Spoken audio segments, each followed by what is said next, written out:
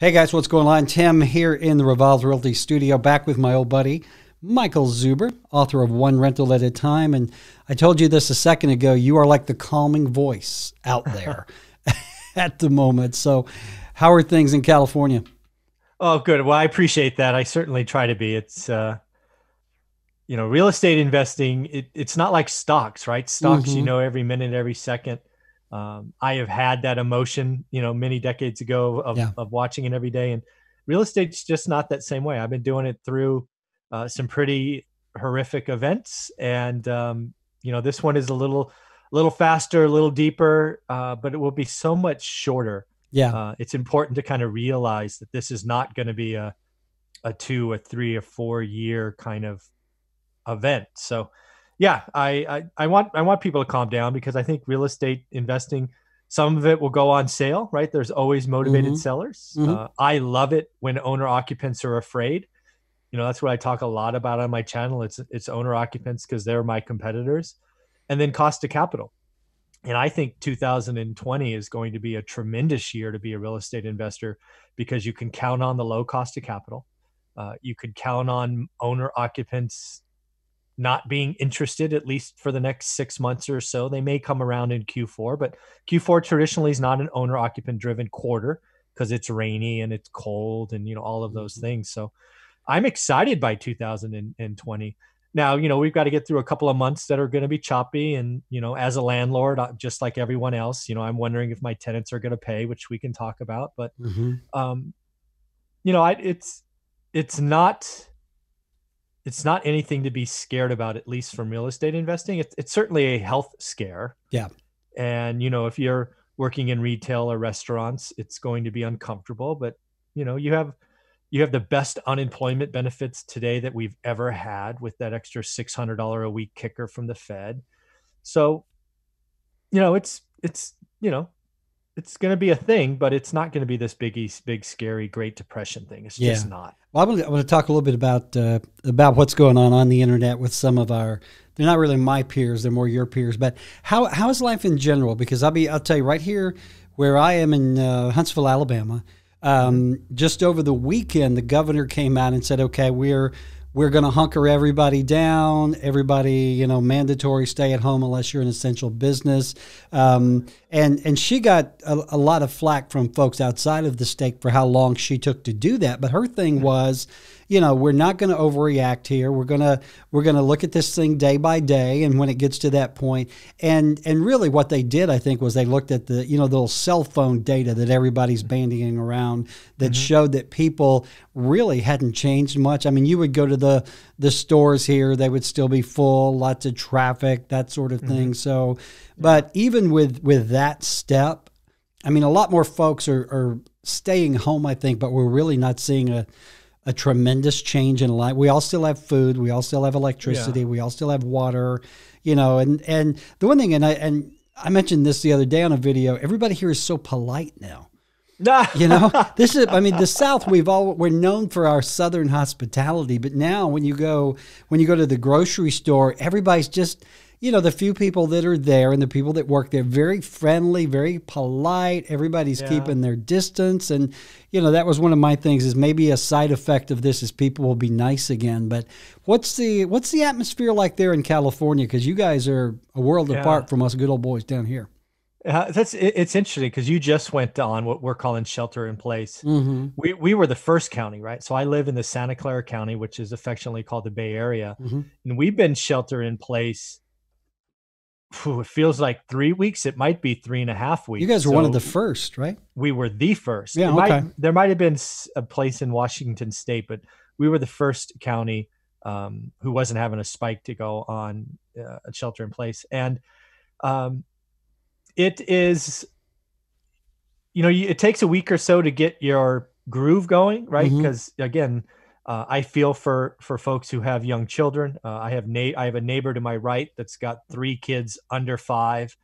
I have a neighbor straight ahead who's got 2 kids under 5, and their world's in a muck, right? They're both mom and dad are in technology. They're trying to do Zoom calls, and it's got to be rough. But what I'm hearing from them is it took about a week and a half to get a cadence nap schedules and feedings. I mean, because they're doing everything. I just feel for them. A lot of people don't want to stay home with their kids.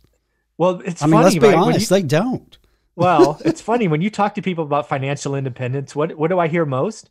I want to spend more time with family. I mean, that's what I hear, right? When Until I go you do.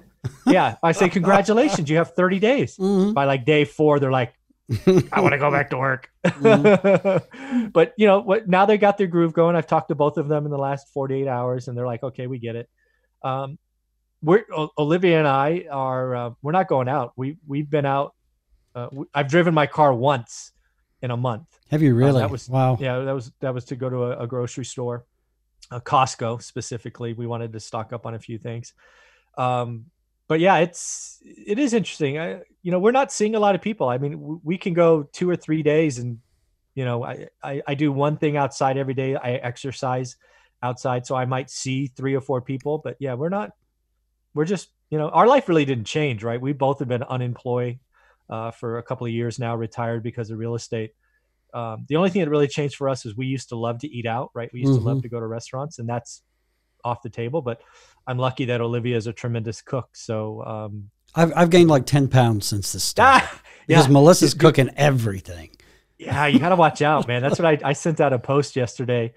I actually took it from April Crossley, an investor out in the Northeast, and she sent out this little chalkboard that says, "What's going to happen to you? Right? Are you going to be fat as blank? Are you going to be an alcoholic? Are you going to be divorced? Are you going to be pregnant?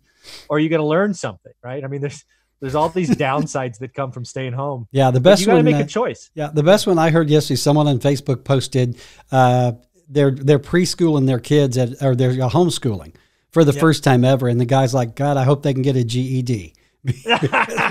we're screwed otherwise. So, well, let's of course let's talk about the rental market because you, in my opinion, you wrote the best book on how to get started with buy and hold real estate. You've got 150 plus doors. Yep. Talk to me a little bit about your mindset as a guy who has all of these rental properties and folks paying monthly rent. How are you remaining sane, Michael? Are you sedated? Yes. Yeah. No.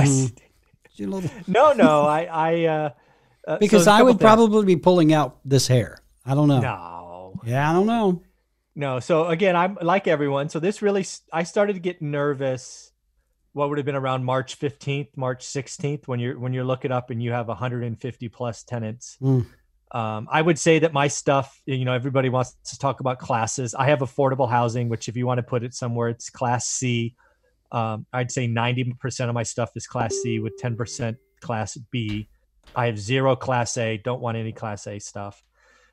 So yeah, I was going, okay, what's going on? So I did a detailed review of my portfolio and started talking via my property manager to my tenants. So with rough numbers, we collect about 30% of our income from Section 8, right? Federal. We had 100% confidence that money was going to show up. So check that came in. We found 20 cash paying tenants. So just over 10% of our portfolio who had, big, nice houses that was like, okay, if one of them lost their job, this could be a problem, right? Because because again, we have their applications. So we know how what their jobs were. We identified the risks. So we felt pretty good about our rent collection. So now we're on day 7, right? I have numbers through day 6. We've collected 72% of our rent through April 6th. I also can compare that with March 6th, where we collected 76% of our rent through March 6th. So it's a little bit behind. We've collected rent from 9 of the 20 at risk.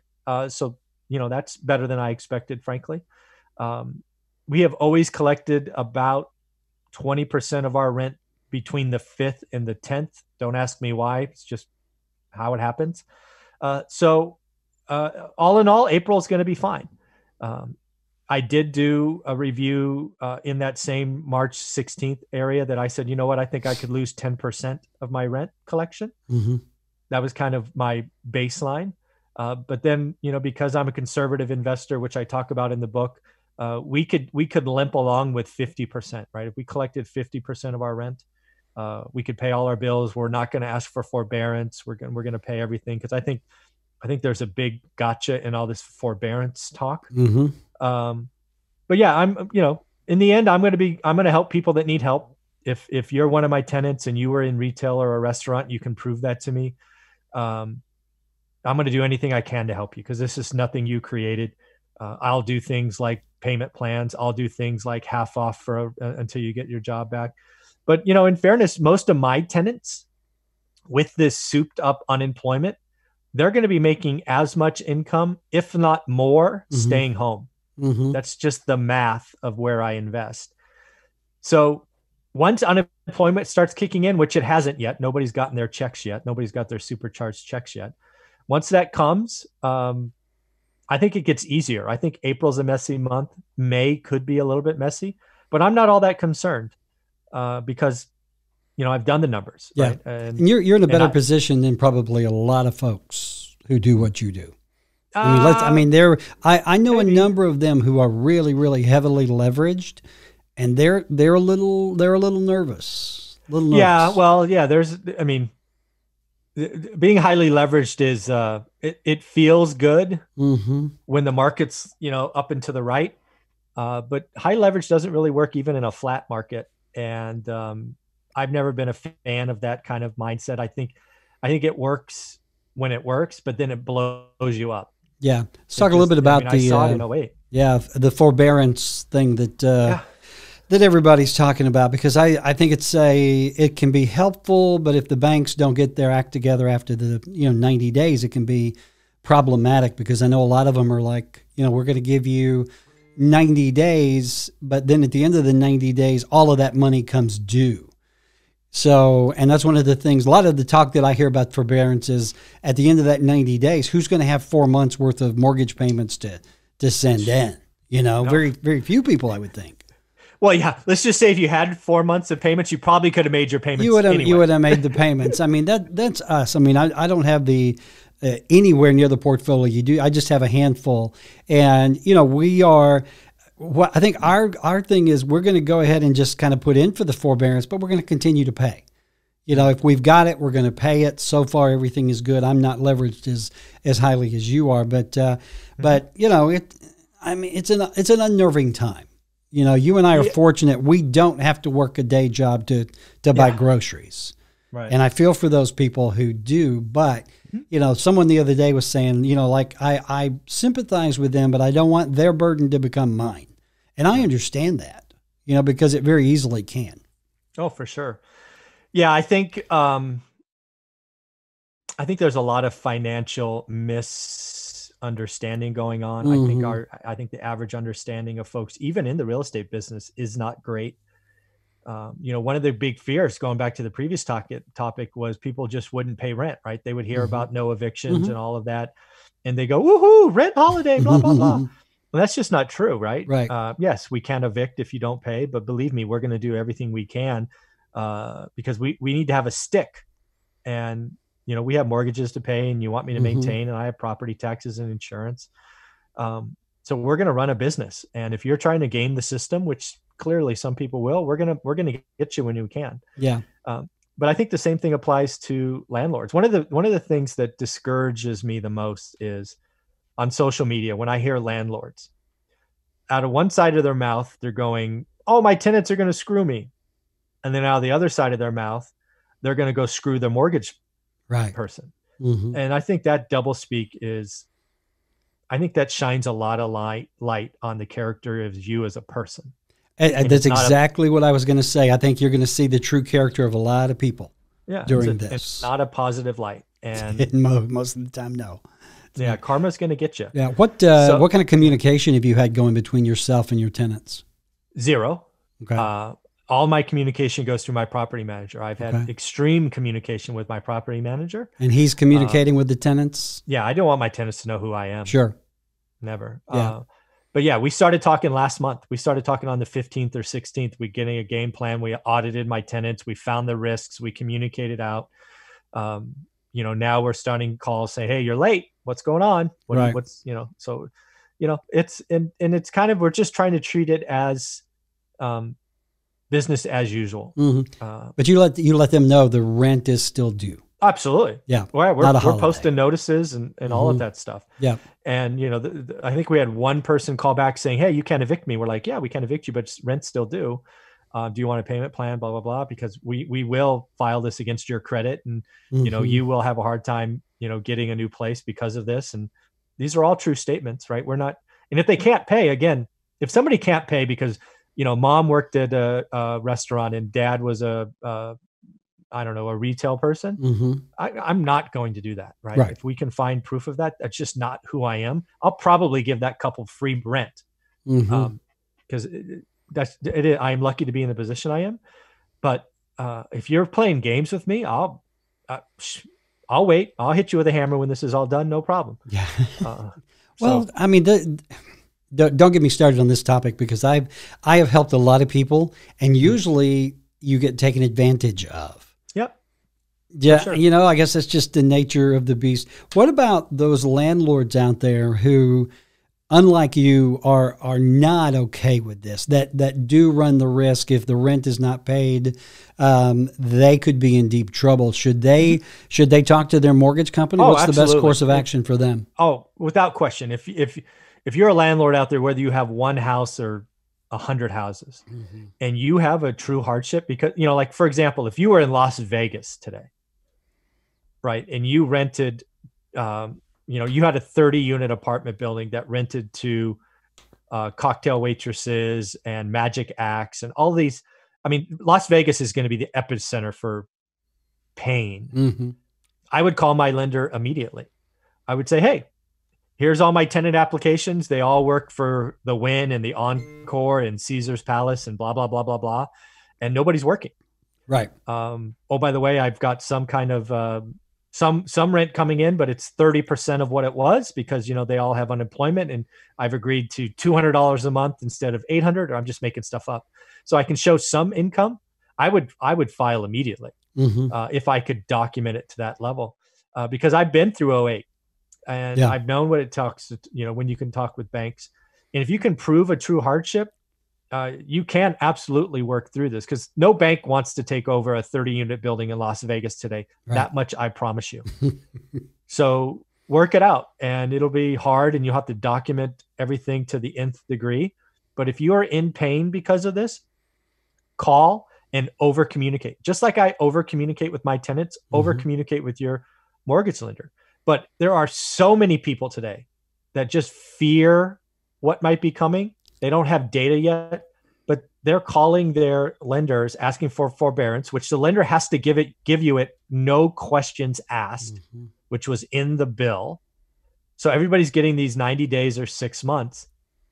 I tell you, it's going to come back and bite most people in the ass because you don't need it yet. It's only the 6th of April, right? Or the 7th of April. I mean, you don't even know if your tenants are paying it. What are you doing asking for help? Yeah. That's just crazy to me. But no, if you are hurt, whether one house or hundreds, and you could say, hey, you know, I have property in New York City and nobody's working, you know, whatever it is, call. But don't just call because again, I hate that. Landlords bitch about their tenants not paying rent, and then the other side of their mouth, they're calling their lenders when they don't even have facts yet. Right. That's not okay in my opinion. Yeah, I understand. Let's talk a little bit about video that you put out, kind of commenting back to some of the real estate folks on YouTube, and which I thought was great. By the way, I mean, you're for everybody that doesn't know this, Michael's got a really good YouTube channel. I watch every one of those. You were talking about Ben Mala. Yeah. And if you don't know who Ben is, he's this, Jesus, larger than life, ginormous guy. Yeah, he's a big human being. He is something else. You think he's putting on, but I think that's just him. But he's, you know, multi-millionaire, got, you know, hotels and that sort of thing. And, you know, Ben was on video, and I don't know how much of it was put on, but to me, he seemed genuinely concerned. I mean, I'm sure he's going to be okay. You know, he's probably got $100 million, but just the concern was, I thought it was genuine. Did you? Yeah. Yeah. Oh, absolutely. You could see it in his face. When Ben Mala, again, I think conservatively was worth $100 million going into this event. Ben Mhm. Mala is not worth $100 million today. Mhm. Let's just be clear. There's been a little deterioration in that net worth, no question. Yeah, a lot of his money is in hospitality, hotels, and that sort retail of thing. and hotels. Yeah. And then value add affordable housing is kind of where he also is. But again, retail and hotels are perhaps the worst things to own today. Yeah. And to be highly leveraged in the worst segment is actually, it's kind of good and bad. And I kind of put that out in the video. First off, it doesn't feel good today when you have a gym that used to cut you a $50,000 a month rent that suddenly calls you and says they can't. That doesn't feel good.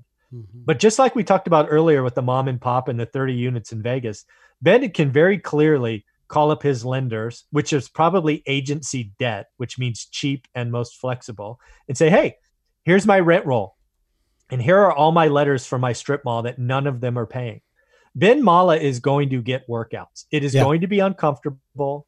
It is going to hurt him personally. He will probably have to give up some of his toys, but he's going to be fine. I cannot see Ben Mala losing a single property because he owns the worst stuff. No bank wants a strip center today. Just like that 30 units in Vegas. No bank wants that. They will bend over backwards for Ben Mala.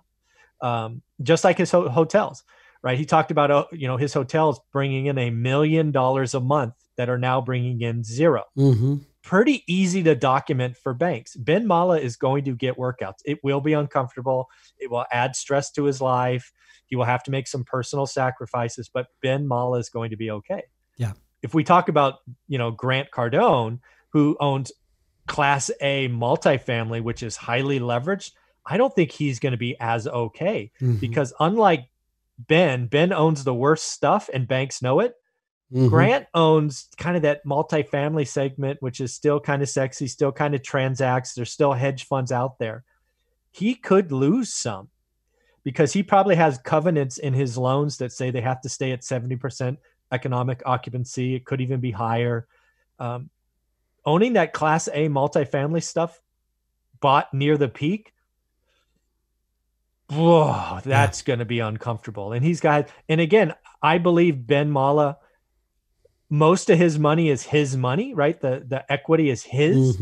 In Grant's situation, it's very clearly limited partners and syndications. And man, he is going to have the worst time managing tenants, but equally and probably louder are all these limited partners that are going to become chewing on his ear and begging to get out and threatening lawsuits and no preferred returns. And now he's got a 5-year versus a 10-year hold. And just talk about the stress level. Grant he has a lot of moving parts, and he has a lot of folks involved in his business. The overhead he has. And again, I think Grant will be fine. Sure. Just like Ben, he's going to have some toys taken away as a slap on the wrist. I do not believe he will have his jet in a year. I believe he'll be told to sell it. He may lease it back or something of that nature, but it will no longer be his and his company's. He'll have some pain. I think Grant will leave it just fine. But again, this whole the thing I like about Ben is I believe it's all his capital, at least his family's capital. He may have some of his kids and all of that in it. But that is just such a nice place to be when you're making calls about your stuff. When you have to make calls about thousands of other LPs, no, thank you. I will never, ever do that. That would eat me alive. And I think it's eating him alive. I've seen some of his videos lately, and he looks stressed. Yeah. And he should be. I just hope he stays awake because he has a well-documented history with drugs. I just hope this doesn't push him over the edge and that comes back. I mean, that would be a horrible outcome of this event if that demon raised its ugly head. And it could. Stress is an evil thing. So I wish both of them the best of luck. I think Ben actually survives better because he owns the worst stuff, which is just an interesting thing to say. Right. So. Yeah. Well, they say the only difference between rich people and poor people are the size of their toys and the size of their problems. Yeah. And that's very, I like that. Yeah, it's very true. So, all right, man. Well, advice closing out here to folks in general or to landlords that may have a lot of, or even a few properties. Yeah. What's the best thing to do right now? The goal is survive through the summer. And I call July 1st. Let's survive through July 1st. So what do I mean by that? Well, that means cancel all capital improvements, or at least delay all capital improvements. That means communicate with your tenants, be ready to take partial rents and rent payments. These are not rent holidays, so you will get that back whether you tack it on to the end or spread it out over 12 months. Just be ready that, most of my tenants are, if they don't live where I have them, they're living in their car. So let's be good human beings first. But then let's get ready to take advantage of what's coming the second half so we can thrive in the second half in 2021. I believe we're going to have 18 months of buying opportunities because of forbearance. I believe there are so many people that are going into forbearance today that won't be able to make that big check, or that big 4th month or 6th month mortgage payment. And banks are going to start foreclosing because the economy will be coming back. Banks will be foreclosing because there should be some equity. And we're going to have 18 months of buying. But again, survive through July 1st, and let's thrive after that. There you go. Chaos breeds opportunity. There you go. All right, man. Well, hey, if folks want to learn more about you and your book, which is the best damn book on buying rental property, where do they find out more information? Yeah, so I put out daily content where we're averaging 2 or 3 videos a day on my YouTube channel called One Rental at a Time.